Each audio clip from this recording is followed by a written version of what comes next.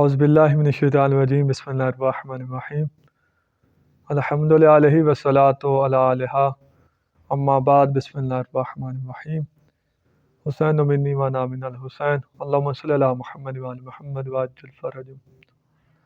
سامعین محترم، امید کرتا ہوں کہ آپ سب خیر و عافیت سے ہوں گے۔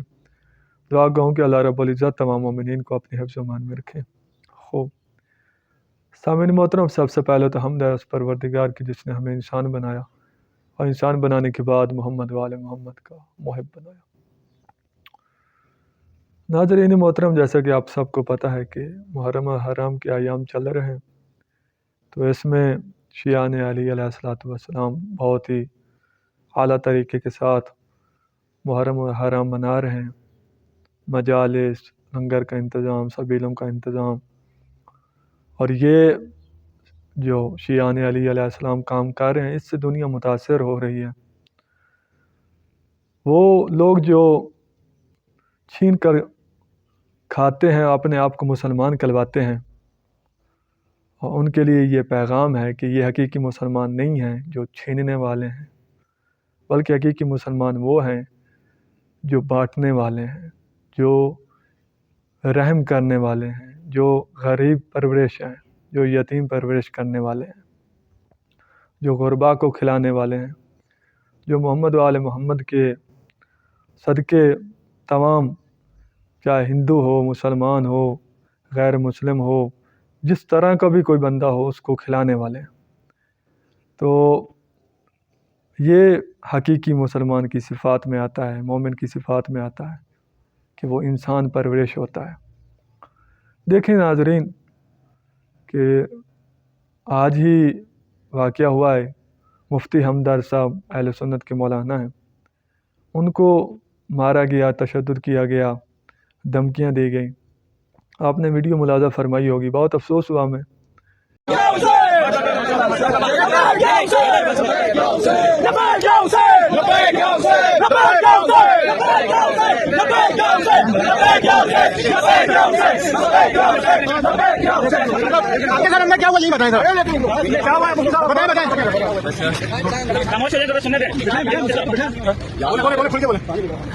مجھے تشدد کا نشانہ بنایا گیا، میری جان کو رسک پہ لیا گیا، ایک منصوبے کے تحت مجھے پھنسانے کی کوشش کی گئی، اور کئی دنوں سے میں دیکھ رہا ہوں میرے علاقے کے اندر اس طرح کے اجنبی لوگ آ کر مجھ پہ حملہ کرنے کی کوشش کرتے ہیں۔ میں پہلے بھی رپورٹ کرانے اس تھانے میں آیا تھا اس رپورٹ کرانے، لیکن یہاں کا جیسے جو ہے تفریحوں کے ساتھ ملا ہوا ہے، وہ کیا کر رہا ہے، میری رپورٹ نہیں ہوئی۔ علامہ زاہد خان صاحب، علامہ زاہد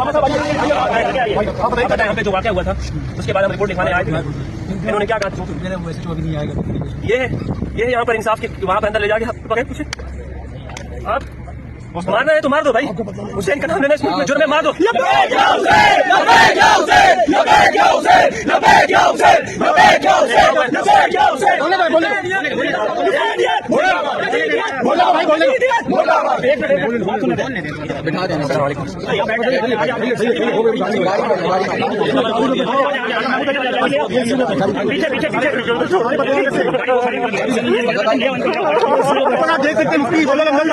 اس کے حسینی میں کس طرح انہیں مارا گیا ہے، اکیلے نہیں ہیں، ہم آپ کے ساتھ ہیں۔ اس کا قصور کیا ہے؟ اس کا قصور وہ ہے کہ جو حسینی کام کر رہے تھے وہ انہوں نے کام کیا، یعنی انہوں نے سبیل لگائی ہے، لنگر کا انتظام کیا ہے۔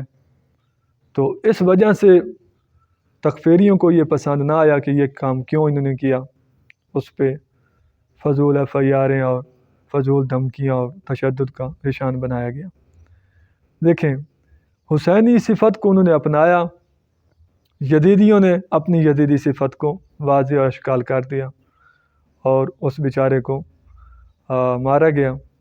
تو سب سے پہلے تو میں مذمت کرتا ہوں کہ ایسا نہیں ہونا چاہیے، کیونکہ پاکستان کسی مولوی کا بنایا ہوا نہیں ہے، ایک شیعہ نے بنایا تھا، اور اس ملک میں انشاءاللہ شیعہ رہیں گے۔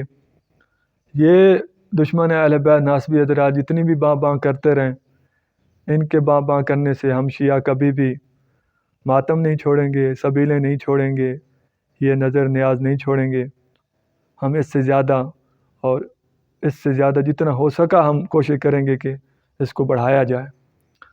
اور جو مفتی صاحب کو مارا گیا، اس پر ہم حکومت سے گزارش کریں گے کہ آپ اس کا جو ہے نوٹس لیں، اور وہ جو پولیس والے تھے جنہوں نے بے جرم اس بیچارے کو مارا ان کے خلاف کارروائی کی جائے۔ کیونکہ دیکھیں، مجھے افسوس ہوتا ہے پاکستانی حکومت پہ کہ پاکستان میں گانوں کی محفلیں ہوتی ہیں، مجروں کی محفلیں ہوتی ہیں، شرابوں کی محفلیں ہوتی ہیں، پتہ نہیں کس غلیظ ترین محفلیں ہوتی ہیں پاکستان میں، مگر یہ پولیس اور یہ حکومت خاموش رہتی ہے۔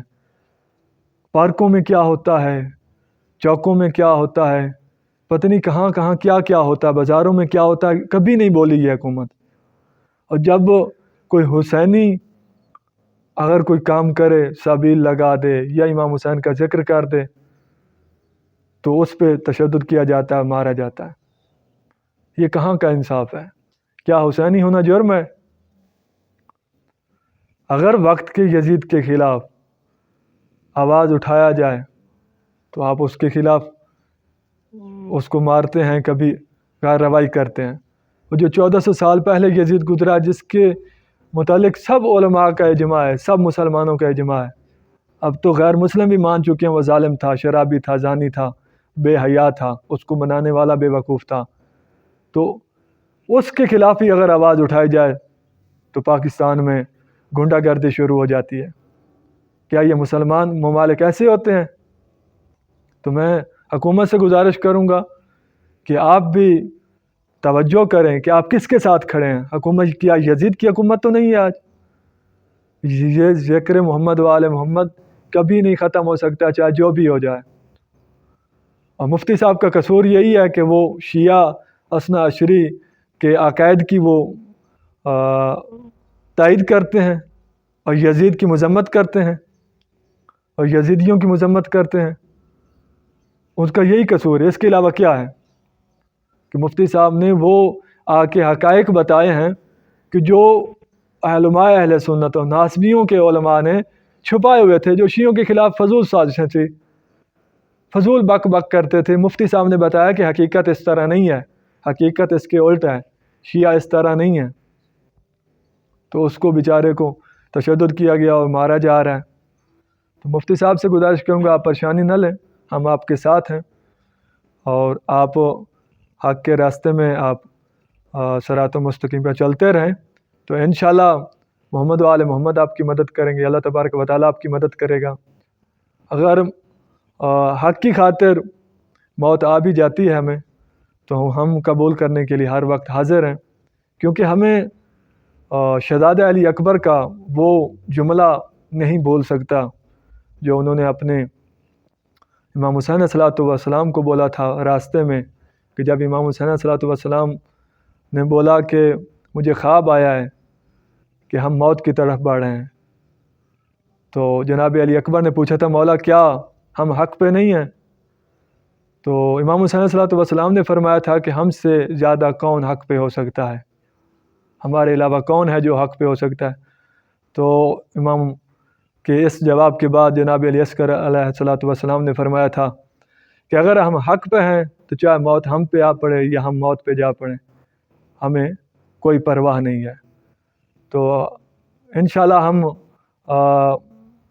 اس چیز سے کبھی بھی نہیں گھبراتے، اور حسینیوں نے جانے دینا یہ ماں کی گود سے سیکھی ہیں۔